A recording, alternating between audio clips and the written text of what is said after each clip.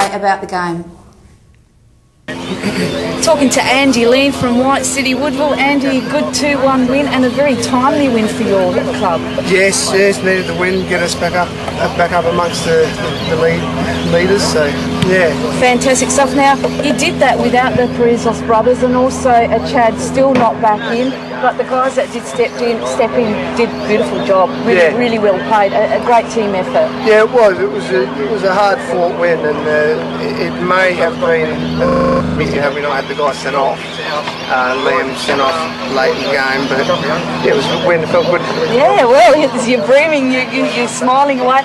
Listen, yourself, new club, coming in mid-season basically, but you're fitting in really well. Lovely, good height to you, along with Charles Marway and also Sam Gounder. You're just holding that backline brilliantly. Yeah, it's good. I've probably been a little bit lucky with Stav coping the injury that he got a couple of weeks ago, so hopefully I can just try to keep my spot and keep playing well. It's good to be playing, and that's good to be back with my old boys. And I was saying to you, since we last met, you did have your broken leg, and everything is feeling good and back, like you said, almost back to full strength. Almost back to where I wanted it to be. It's still a little cold when I first warm up.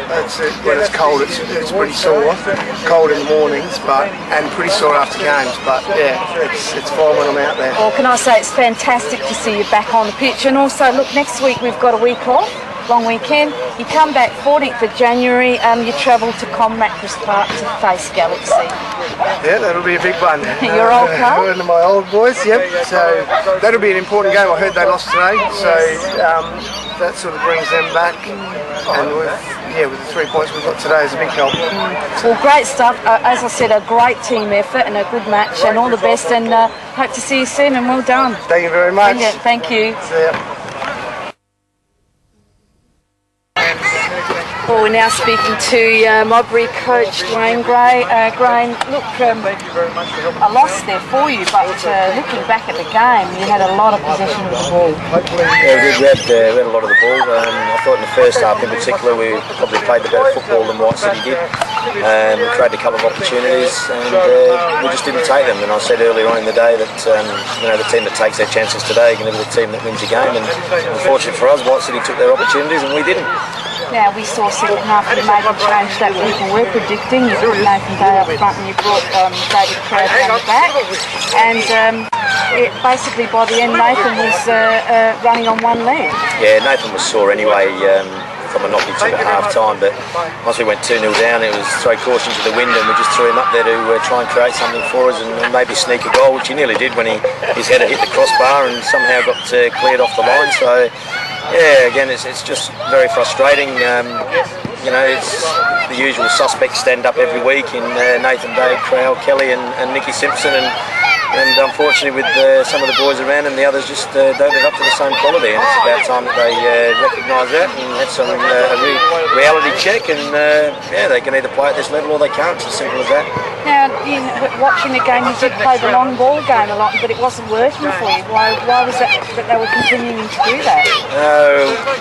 Brain dead? No, we had a plan early on with the movement of the forwards that was going to open up the space in behind the fullbacks, and I think it did that on several occasions, but once we got into those areas, we generally wasted the ball, turned the ball over, and it came straight back to us. So in the second half we changed a little bit and tried to play more to feet and try and open them up that way. But again, we had a couple of opportunities, but failure to take them, and we've paid the price again. Now, more importantly, your next scheduled match of the round is on Saturday the 14th, a night game at Jet Park, up against Blue Eagles, who drew with Campbelltown today, nil all.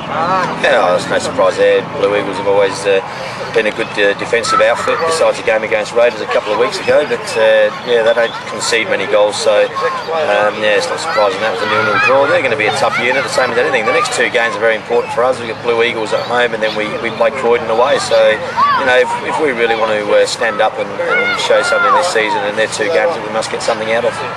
Well, look, I hope you can gather you guys together and come up with the goods in that home game on the 14th of June, so wish you all the best. No worries, Nat. Thank you very much.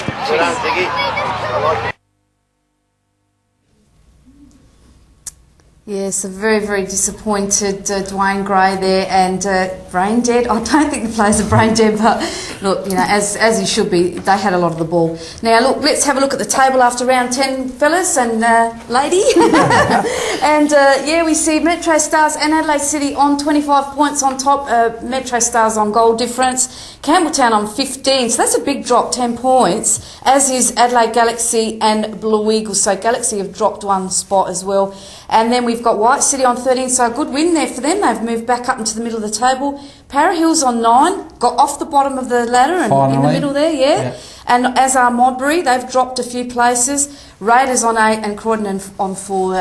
As you said, Aggie, that's a long way for them to travel up.